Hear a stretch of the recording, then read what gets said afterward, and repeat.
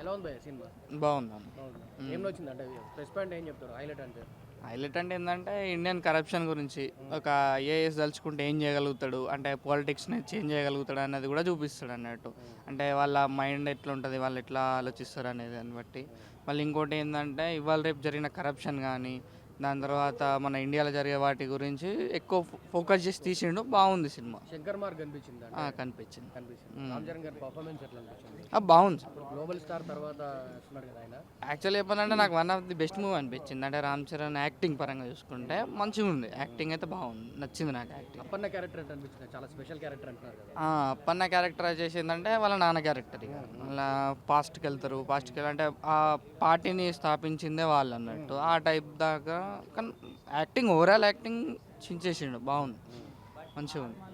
నా ఒక పాజిటివే మొత్తానికి అయితే సినిమా పాజిటివే, చూడొచ్చు.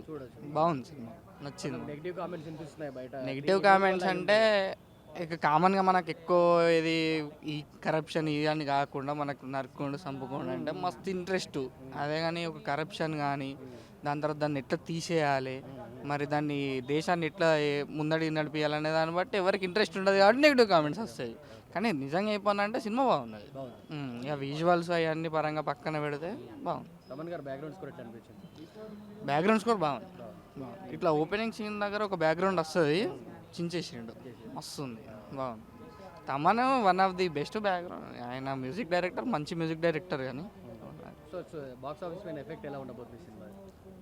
ఇక బాక్స్ ఆఫీస్ మీద అంటే ఇక ఇంట్రెస్ట్ మనకైతే నచ్చింది. మ్యాక్సిమం వస్తాయి కావచ్చు, ఒక 600-700 crores వరకు వస్తాయి అనుకుంటాను నేనైతే. ఇక మిగతా ఎట్లా అవుతుందో తెలియదు అట్లా.